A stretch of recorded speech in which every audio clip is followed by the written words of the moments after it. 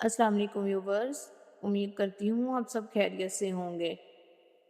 ज़ुल्हज्जा का महीना जब शुरू होता है तो हर मुसलमान के दिल में एक ख़ास जज्बा पैदा हो जाता है। ये वो दिन हैं जिन्हें अल्लाह ताला ने बहुत अज़मत अता फ़रमाई। इन्हीं बाबरकत दिनों में से 2-3 दिन अल्लाह के हुक्म पर कुर्बानी की जाती है। कुर्बानी सिर्फ जानवर ज़िबा करने का नाम नहीं बल्कि ये अल्लाह की रज़ा, हज़रत इब्राहीम अलैहिस्सलाम की सुन्नत को ज़िंदा करने का अज़ीम अमल, अल्लाह की इताअत और मोहब्बत का नाम है। आज की इस वीडियो में हम जानेंगे कि कुर्बानी क्या है, कुर्बानी किस पर वाजिब होती है, कुर्बानी के जानवरों के अहकामात क्या हैं, कुर्बानी का सही वक़्त क्या है, किन जानवरों की कुर्बानी करना जायज़ है, गोश्त तक़सीम करने का असल मेथड तरीका क्या है, कुरान और हदीस में कुर्बानी की फ़ज़ीलत क्या है और वो गलतियाँ जो अक्सर लोग करते हैं। तो लिहाज़ा वीडियो को आखिर तक ज़रूर देखिए।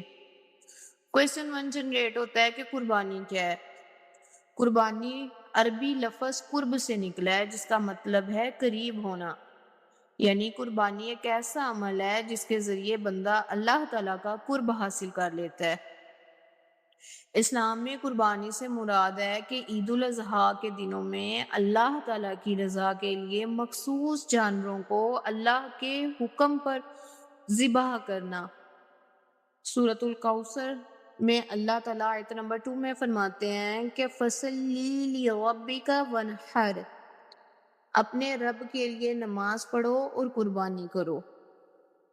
इस आयत से हमें मालूम होता है कि कुर्बानी अल्लाह ताला का हुक्म और इबादत है। सूरतुल हज आयत नंबर 37 में एक और जगह अल्लाह ताला ने फरमाया, तर्जुमा मैं आपको बताती हूँ, कि अल्लाह तक ना उन जानवरों का गोश्त पहुँचता है और ना उनका खून, हाँ, उस तक तुम्हारा तकवा पहुँचता है। यानी कुर्बानी का असल मकसद दिल का इखलास, दिल का पाक होना और आपका तकवा है। कुर्बानी हमें हज़रत इब्राहीम अलैहिस्सलाम और हज़रत इस्माईल अलैहिस्सलाम की अज़ीम कुर्बानी की याद दिलाता है। जब अल्लाह ताला ने अपने बंदे हज़रत इब्राहीम अलैहिस्सलाम को ख्वाब में अपने बेटे को कुर्बान करने का हुक्म दिया, तो उन्होंने फ़ौरन अल्लाह के हुक्म के सामने सर झुका दिया। हज़रत इस्माईल अलैहिस्सलाम ने भी फरमाया कि ऐ मेरे अब्बा जान, आप वही कीजिए जिसका आपको हुक्म दिया गया है। ये अल्लाह की मोहब्बत और अतायत की सबसे बड़ी मिसाल है। फिर अल्लाह ताला ने हज़रत इस्माईल अलैहिस्सलाम की जगह जन्नत से दुम्बा भेज दिया और इसी याद में क़यामत तक कुर्बानी की सुन्नत कायम कर दी गई। क्वेश्चन 2 है कि कुर्बानी किस पर वाजिब होती है? हदीस मुबारका में आता है कि जिस शख्स में कुर्बानी करने की इस्तिताअत हो और वो कुर्बानी ना करे तो वो हमारी ईदगाह के करीब ना आए।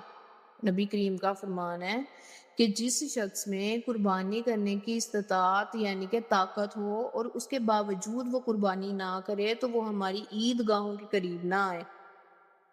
कुर्बानी हर उस मुसलमान पर वाजिब है जो आकिल है, बालिग है, मुकीम हो, मीन्स टू से कि मुसाफिर ना हो और साहिब निसाब हो। साहिब निसाब यानी जिसके पास बुनियादी ज़रूरियात के अलावा इतना माल मौजूद है जो ज़कात के निसाब के बराबर हो। कुर्बानी का असल वक़्त क्या है? 10 ज़ुल्हज्जा ईद की नमाज के बाद शुरू होता है और 12 ज़ुल्हज्जा के गुरूब आफ्ताब से पहले तक रहता है। ईद की नमाज से पहले की गई कुर्बानी कुर्बानी शुमार नहीं होती बल्कि सिर्फ गोश्त के लिए ज़िबा समझा जाता है। कुर्बानी के जानवरों में से किस किस का कुर्बानी करना जायज़ है? ऊँट, गाय, भैंस, बकरी, दुम्बा, बकरा, ठीक है? जानवरों की उम्र कितनी होनी चाहिए? ऊँट की उम्र कम से कम 5 साल हो, गाय या भैंस की उम्र 2 साल हो, बकरी की उम्र कम से कम 1 साल हो, दुम्बा या भेड़ की उम्र भी कम से कम 1 साल। अगर दुम्बा 6 माह का हो लेकिन 1 साल का लगता हो तो भी जायज़ है। کن جانوروں کی قربانی جائز نہیں؟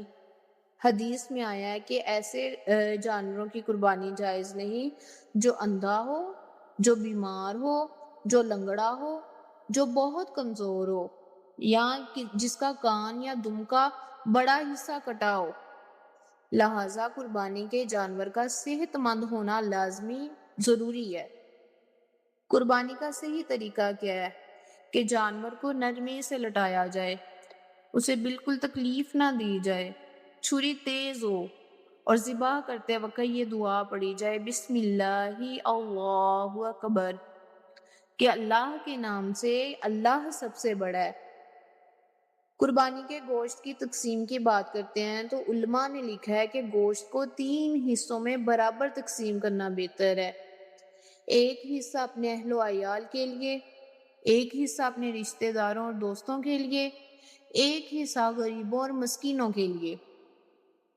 اسلام ہمیں قربانی کے ذریعے دوسروں کا خیال رکھنے کی تعلیم دیتا ہے۔ قربانی کی فضیلت کے بارے میں نبی کریم خاتم النبیین صلی اللہ تعالیٰ علیہ وآلہ وسلم نے فرمایا کہ قربانی کے دن انسان کا کوئی عمل اللہ کے نزدیک خون بہانے سے زیادہ محبوب نہیں ہوتا۔ ایک اور حدیث میں آیا ہے کہ قربانی کا جانور قیامت کے دن اپنے سینگوں، بالوں اور کھروں سمیت آئیں گے۔ یہ قربانی کی عظیم فضیلت کو ظاہر کرتا ہے۔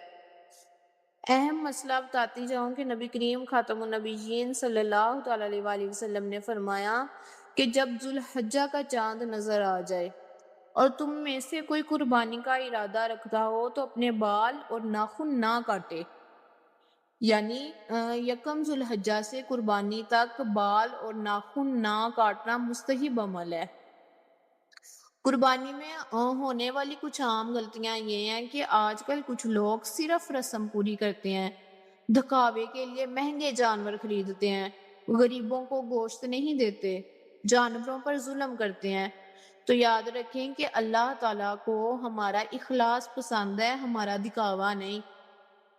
قربانی ہمیں سکھاتی ہے کہ اللہ کے حکم کے آگے سر جھکا دینا، اپنی خواہشات کو قربان کرنا، غریبوں کا خیال رکھنا، صبر اور اطاعت اختیار کرنا۔ اصل قربانی صرف جانور کی نہیں بلکہ اپنے نفس، اپنے غرور اور اپنے گناہوں کی بھی ہونی چاہیے۔ تو اللہ تعالیٰ ہمیں صحیح معنوں میں قربانی کی روح سمجھنے اور اخلاص کے ساتھ اس عظیم عبادت کو ادا کرنے کی توفیق عطا فرمائے، آمین۔ ویورز، اگر آپ کو یہ میری معلومات پسند آئی ہیں تو ویڈیو کو لائک کریں، شیئر کریں، اور مزید نالج کے لیے میرے چینل پکیز شیخ پورہ کو سبسکرائب کریں۔